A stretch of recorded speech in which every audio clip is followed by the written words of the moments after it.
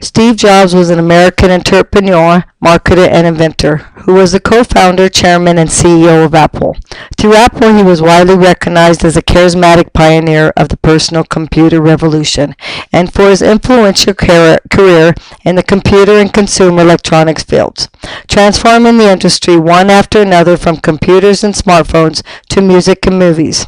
Steve was born in San Francisco, California on February 24, 1955. He was adopted at birth by Paul and Clara Jobs. Paul worked as a mechanic and a carpenter and taught him rudimentary electronics and how to work with his hands. Paul showed Steve how to work on electronics in the family garage, demonstrating to his son how to take apart and rebuild electronics such as radios and televisions. As a result, young Steve Jobs grew up working on electronics and other gizmos in their garage. At age 13, he met one of the most important persons in his life, 18-year-old Stephen Wozniak, an electronics whiz kid. 5 years later, when Steve reached college age, he enrolled in Reed College. Steve only spent one semester at Reed, then dropped out as he was more interested in Eastern philosophy, fruitarian diets, and LSD, later saying LSD was one of the 2 or 3 most important things he had done in his life. A few months later, Steve returned to California to look for a job. He was hired at the young video game maker Atari and used his wages to make a trip to India with one of his college friends in order to seek enlightenment, but came back a little disillusioned and started to take interest in his friend Woz's new activities. Woz, whose interest in electronics had grown stronger, was regularly attending meetings of a group of an early computer hobbyist called Homebrew Computer Club. They were the real pioneers of personal computing, a collection of radio jammers, computer professional and enlightened amateurs who gathered to show off their latest prowess in building their own personal computer or withering software. In his spare time, he had cultivated his interest in designing computer circuits. He also spent several weeks in a hippie commune in Oregon, the All-in-One Farm. Here he would cultivate apples, and Steve would only eat apples when he wasn't fasting. The club started to gain popularity after the Altar 880 personal computer came out. Steve took interest and he quickly understood his friend's brilliant invention could be sold to software hobbyists who wanted to write software without hassle of assembling a computer kit. Jobs convinced Woz to start a company for that purpose, and the Apple Computer One was born. A few months following was spent assembling boards of Apple I computers in Jobs' garage and selling them to independent computer dealers in the area. However, Woz had started to work on a much better computer, the Apple II, an expandable, much more powerful system that supported color graphics. To get the necessary $1,000 to start building the first boards, Steve sold his Volkswagen van and Woz his HB65 calculator. They thought about what to call the new company and couldn't come up with a good name. Until one day, Steve said that they would call it Apple, probably because of all the apples that Steve ate. So Apple Computer was born. Apple Computer's first order was from a homebrew member. He ordered 50 of them at $500 apiece. That was $25,000. It was a huge starting point for the young company and got Steve and Woz very excited. They started pulling together the parts in Jobs' garage with help from friends.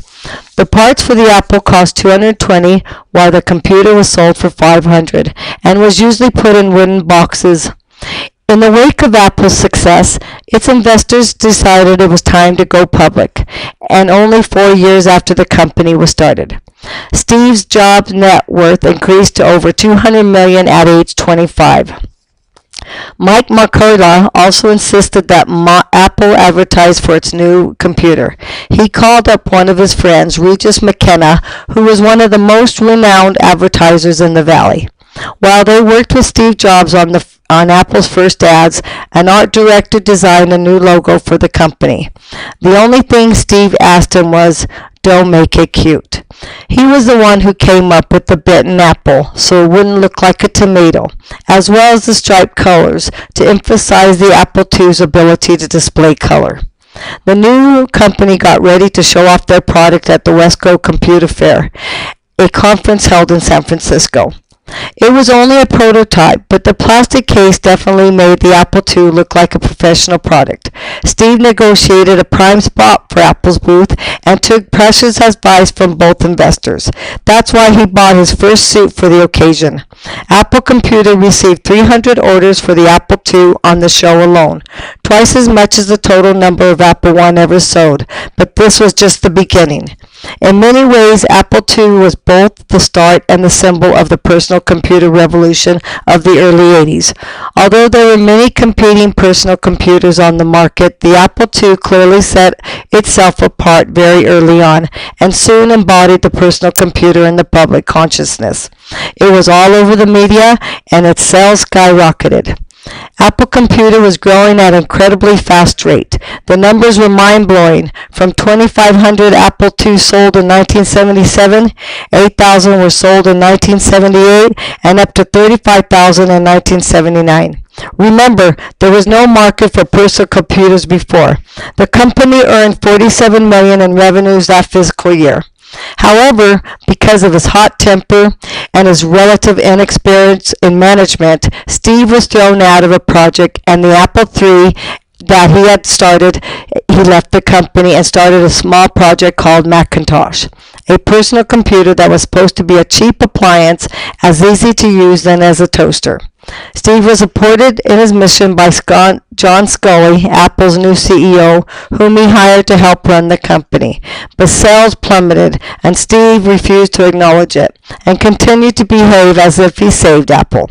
This created a lot of tension within the company, especially between Steve and the CEO, John Sculley, who used to be very close, but now stopped talking to one another. Apple was his life. He was effectively kicked out of it as a result. Steve resigned and sold all but one of his Apple shares. He incorporated Next, and these ambitious plans put off release date of the computer called the Next Cube.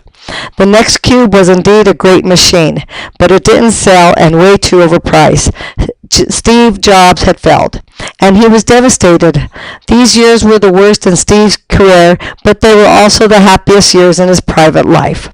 In 1990, at age 35, he started dating a young Stanford MBA student named Lorraine Powell. Lorraine was a lady blonde in the mold of Steve's taste in women, but she was also very smart and independent, in addition to being a militant vegan. According to Steve, it was love at first sight. He canceled a business meeting to have lunch with her, and the following year, on March 18, 1991, they got married in Yosemite.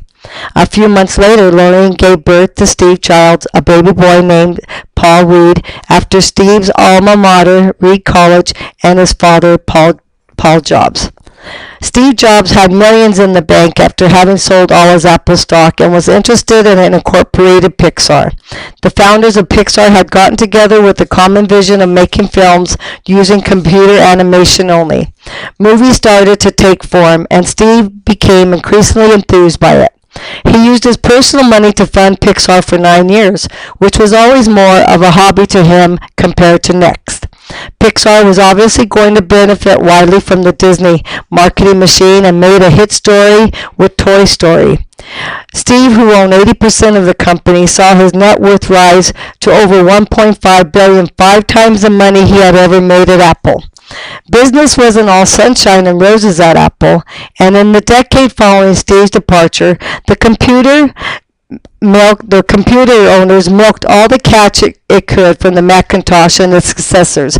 A new CEO, Gil Alameda, arrived to save the company. Steve convinced him to buy Next's whole company he founded. Steve was back in the company he founded. Later, the new CEO was gone, and a few months later, after Steve came back to Apple, were among the hardest working months of his life. Steve again was CEO of Apple and unveiled his first great product, the iMac. Finally, Steve, realizing his mistake of betting only on digital movies, and reoriented the company's efforts to another media, digital music. All of the young people were not spending their time shooting movies, but rather downloading and listening to MP3 music files. iTunes was born out of the realization and the development of Apple MP3 player. Then the iPod was born. However, it was soon becoming clear that iPod was benefiting from music piracy. So he went to all the record labels to negotiate landmark deals that would lead to the introduction of iTunes Music Store. iTunes was an instant success, selling 1 million songs in its first week. Despite the great success, Apple didn't rest on and introduced the iPod Mini, a more compact version of the iPod. By that time, iTunes had sold over 1 billion songs. Although iPod changed the music industry and the way everybody listened to music, the most important change it carried was probably that of Apple. iPod made Steve realize that Apple could become the greatest consumer electronics company on the planet. Then he started the project to develop a tablet. But his revolutionary touchscreen technology could be used in a phone rather than a tablet. iPhone was not only a breakthrough digital service, it was also a force of disruption of the traditional business phone. Just like the iTunes Store, Steve had negotiated landmark deals with wireless carrier AT&T before he introduced iPhone, without ever showing it to them. Apple sold 6 million of them during his existence. Unfortunately, while he had never been so successfully professionally, Steve had to start fighting cancer with renewed intensity. He was diagnosed with pancreatic cancer of a rare kind. Despite all that he had tried, he was now noticeably thinner, and he would appear on stage, and concerns about his health started popping up. Apple made a shocking announcement that Jobs would not be the keynote speaker and that he would be taking a medical leave. He was actually weeks away from death, and the doctors told him it was time to put his affairs in order before his passing. He made sure that Apple was ready to operate without him, and unveiled his plans for the future. Apple campus in Kiptron, a huge spaceship building in a shape of a perfect circle. All of this was in place when he resigned as Apple CEO because of his increasingly deteriorating health. Jobs also was preparing his personal legacy and was giving interviews to prepare a biography, giving him his perspective on life and career. He also spent his last days designing a boat for his family on which he hoped to travel the world. Unfortunately, death took him too soon, and he died peacefully at home on October 5th, 2011, surrounded by his family, the day following the introduction of the iPhone 4S, an Apple event that he watched from his deathbed.